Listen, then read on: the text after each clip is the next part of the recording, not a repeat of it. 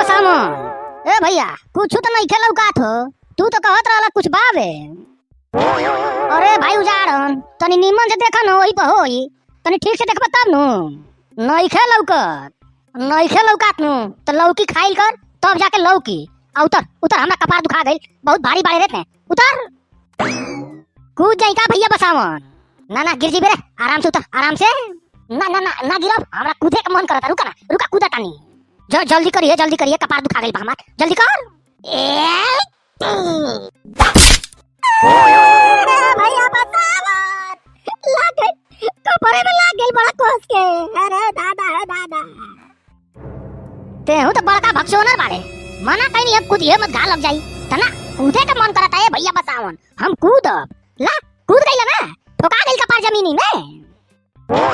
सरवा गेना है रे खाती चढ़ल हनी है, गेनो नहीं खेलौ कर, हमार कपार में गुलटा निकल गई। अरे सरवा बड़ा कोस के लागल बा। अरे हमार बाबूजी कौनो बात के जब बड़ बूढ़ मना करेला नु तो मान जाई जाला, आपन वाला ना जोते के। लाग गइल ना चोट, हम मना कइले रहनी है ना कुदिया मत। ऊ सब तो ठीक बा, लेकिन ई बड़ बूढ़ के रहल हो। ये बड़ बूढ़ तो केहू दिखाते नहीं के, तू अपना आप के बड़ बूढ़ समझेला का?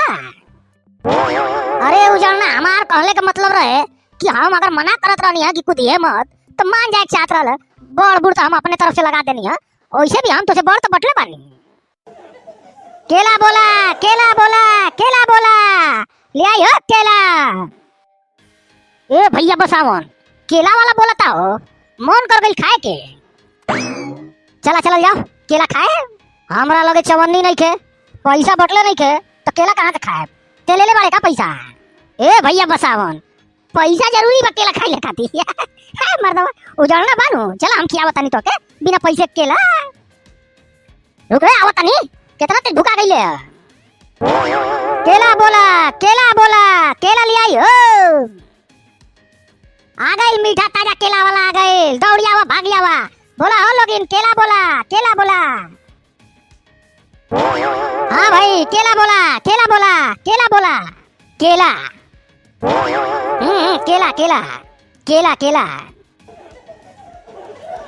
सरवा बकलोल लागता। हे उजड़ना हमनी लगे पैसा नहीं के तो केला कैसे मिली रे?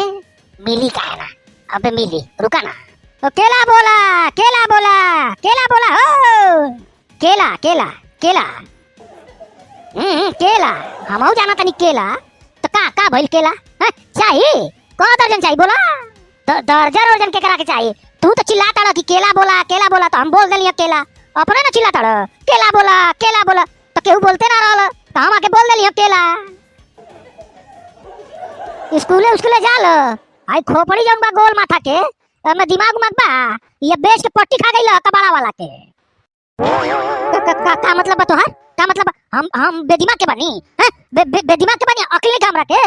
ए महाराज होई अकल लेकिन कम होई। अरे केला बोला हम बोलवावे खातिर थोड़े चिल्लाता नहीं। अरे हम तो बेचता नहीं ना कि लोग आके कही कि हाँ केला दे दा, तू आके कहता हो केला। अरे हम केला बोलवावे खातिर थोड़े चिल्लाता नहीं। हाँ मर्दवा तब का चिल्लात हवा केला बोला। अरे तब तो चिल्लाए चाहिए केला खरीदा तो तू चिल्लात हवा केला बोला तो हम आके बोल देनी है तो गरमात हवा कि अक्ल नहीं का चाहिए। कितना दे दी?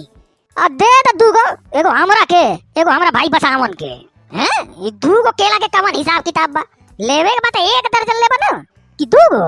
ना खाली दुइएगो चाहिए। आ तू चिल्लात रहला तो हमनी सुन के चल नहीं है, आ देख लेनी है केला तो मन कर गई खाए के, नहीं तो कौनो इरादा ना रहल हमनी के। दू केला दे दा बस, दूगो।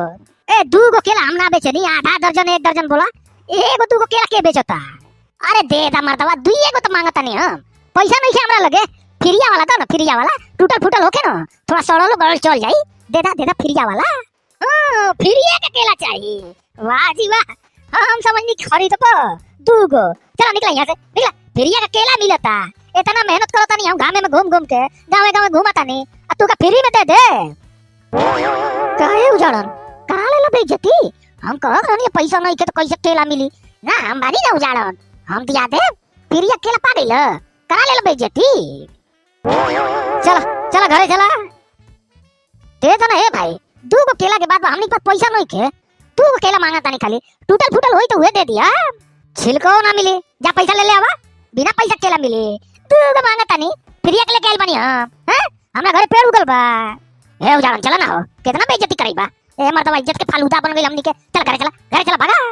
तू जा भैया बसावन, हम तो केला ले ही के आए। ओरी मर्दवा, ई भाई ई का भइल हो? ओरी दादा हो दादा, कहाँ कहाँ का भइल हो? का भइल? उहे देखा आसमाने में, उहे देखा देखा।